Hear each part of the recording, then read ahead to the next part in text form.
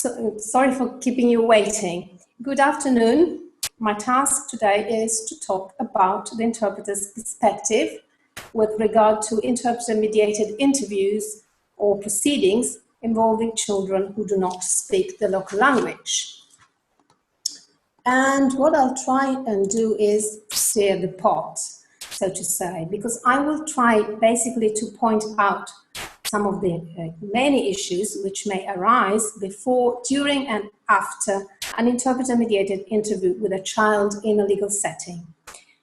And I will also show that some of these issues are controversial and are approached differently in different settings, both in literature and in practice. So this is our motto, what you see on the screen. We don't want to be prescriptive, but with our descriptions, we try to raise awareness. That means that I will not provide ready-made or one-size-fits-all solutions or the so-called tricks of the trade, but rather I will try and make us fully grasp the multifaceted and multi-layered nature of interactions involving children and adult professionals in legal settings who communicate via an interpreter. So one of the first issues to bear in mind is the language issue. And Professor Liefert rightly said language is not only about translation of language, but it's about the child's understanding of what happens, of the proceedings. And we have to bear in mind that talking to children is different from talking to an adult. The cognitive and language development of a child must be borne in mind, as well as the inherent vulnerability of the child. Remember what Stefan just said, the CRC defines children as vulnerable. And we also have to bear in mind that, for instance, when a child is talking during the stage of a free narrative, the child may have inconsistencies or grammar or semantic level, and an interpreter should be prepared for that. So this is a controversial issue. Who needs to adapt the language to the child? Since we said that talking to a child is different from talking to an adult. Some authors who studied medical settings, they claim that both the interpreter and the practitioner should adapt their language to the child. But we have EU Directive 2016-800 on procedural safeguards for children who are suspects or accused persons in criminal proceedings, which states that judges and prosecutors should ensure communication in a language adapted to children. This is Article 63. So at least in criminal proceedings, there is a clear reference. Although many of us may object that real life can be a far cry from what is stated in a directive, and indeed we can see it day in and day out. And we also saw it in a survey that we conducted during the Core Minor 1 project among 32 Italian interpreters and 85 other professionals working with children in legal proceedings. And together with my colleague, Gabi Mark, who's going to take the floor in a while, we found that 2/3 of both groups, interpreters and other professionals, agreed that the interpreter should explain technical terminology to the child. And surprisingly enough, even a higher proportion of respondents in both groups, 89% and 75% respectively, stated that the use of child-friendly language is one of the interpreter's responsibility. So basically, this is an opposite view from the EU directive that I just mentioned. Moving on with controversial issues, cultural issues. Should legal professionals be knowledgeable about the culture of suspects, victims, and witnesses? Or should bridging cultural knowledge gaps be left completely to the interpreters? Or should we have bilingual professionals, maybe who have knowledge of both cultures and languages, who interview children? But if the role of cultural bridge is left to the interpreter, What are the boundaries of this role then? Well, if the interpreter is the cultural trade union, then this role could be enacted in different ways, siding the institutions or becoming, for instance, a community agent. And I've got 3 different roles that have been identified in literature by Leanza. A system agent is the one who transmits the dominant discourse and values and norms to the interviewed child by mitigating cultural differences and fostering assimilation rather than integration. Then the role of community agent is the exact opposite, because here the values and the norms of the minority are presented as being the dominant values and norms, thereby recognizing cultural differences but not favoring integration. Then the role of integration agent, instead, when it's taken up by interpreters, this role helps people from a cultural minority to understand and negotiate meanings and adopt behaviors that acknowledge the coexistence of 2 different cultures. Obviously, these roles are not static, but they can all be enacted by the same interpreter during the same interview, because it's, as I said, a multi-layered and multifaceted interaction.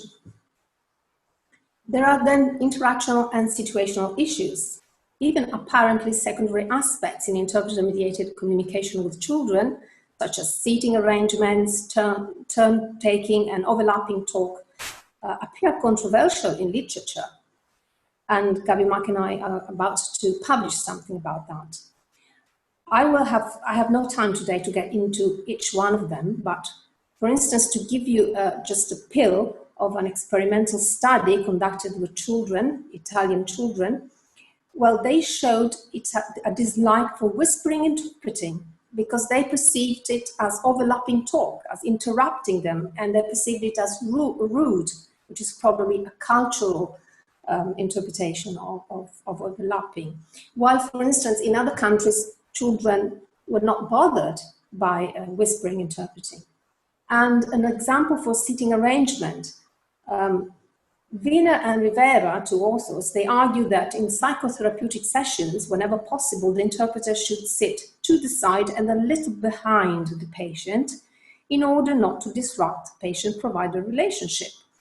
Whether my colleague Gabi and I, we interviewed 18 Italian children after their first interpreter-mediated interaction, and the group of younger children aged 6 to 9 said they felt comfortable being seated in a small circle so that they could have eye contact with both the interpreter and the interviewer.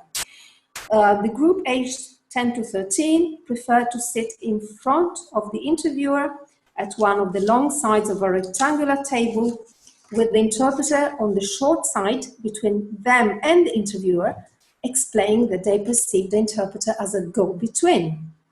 And then the third group, which was aged 14 to 17, well, every teenager chose a different seating arrangement and gave their personal reasons for the choice. And I have to say that eye contact was mentioned by most of the interviewees as a reason for the choice of seating arrangement. So although the sample is small, it shows that children may have different needs and preferences that diverge not only between each other, but also from what professionals and scholars suggest in relevant literature, indicating that this is probably another area that deserves further investigation. So I have presented a lot of controversial issues. So as an interpreter, what should I do, since everything is controversial? Well, as Heidi just said, we believe a lot in interprofessional cooperation in the best interest of the child. This is a possible way to reconcile conflicting interests or practices by cooperating with other professionals who are involved in the case at hand. And how should this cooperation take place then? Before, during, and after the interview. This is rather when, not how.